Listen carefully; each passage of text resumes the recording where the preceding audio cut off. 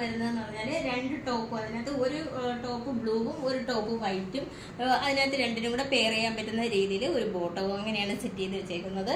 അപ്പോൾ ഓരോന്നായിട്ട് കാണാം.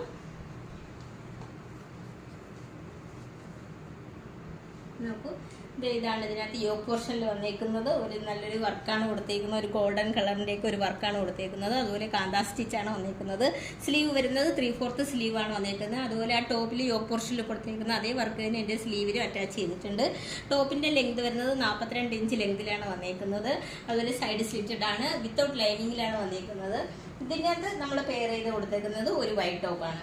അതിനകത്ത് നമുക്ക് റൗണ്ട് നെക്കിലാണ് വന്നേക്കുന്നത്. ടോപ്പിൻ്റെ ലെങ്ത് വരുന്നത് 42 ഇഞ്ച് ലെങ്തിലാണ് വന്നേക്കുന്നത്. 3/4 സ്ലീവാണ് വന്നേക്കുന്നത്. ഇതിനകത്ത് നമുക്ക് പെയർ ചെയ്യാൻ പറ്റുന്ന രീതിയിൽ, രണ്ടിനും നമുക്ക് പെയർ ചെയ്യാൻ പറ്റുന്ന രീതിയിൽ നമ്മളൊരു ബ്ലൂ കളറിലെ ബോട്ടമാണ് അറ്റാച്ച് ചെയ്ത് വെച്ചേക്കുന്നത്. ബോട്ടത്തിൻ്റെ 2 സൈഡിലും പോക്കറ്റ് അറ്റാച്ച് ചെയ്തിട്ടുണ്ട്.